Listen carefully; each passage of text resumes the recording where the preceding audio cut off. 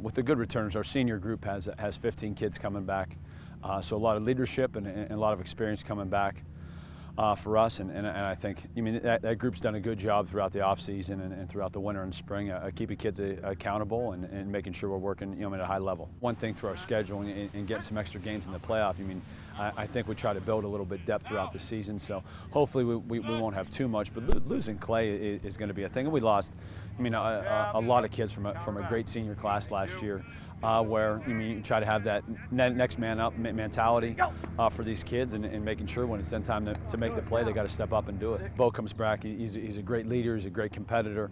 I still think the thing that helps him is the guys that are surrounding him right now. Last year, we had a great line. And still a good line coming back, so we just got to make sure we protect them. And like I said, with the athletes that we've had coming through here too, if we can spread the ball around, it makes it tough, or it gives him some running lanes where he can kind of take over. We're still not satisfied, and I think that's, I guess when you have a season like that, but the last game you play is the one that you end up losing, I feel like there's still something for us to, to attack, and I feel like that's our kids' mentality right now.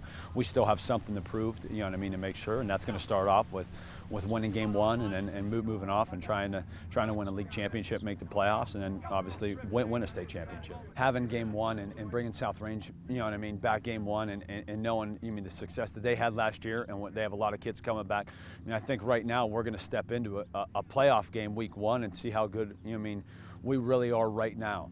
So that'll be a great challenge for our kids, and I think hopefully our kids will step up and meet that challenge. We do have some guys that are going to have to play that really don't have varsity experience, so being able to build depth and making sure we're paying attention to details. I think our kids and everybody, on our team works hard. That's the given. It's how are you going to make yourself, shown or known in practice to compete for a job? So our kids are competing every day, knowing there's spots that are open. So hopefully, just with competition, that will make us better.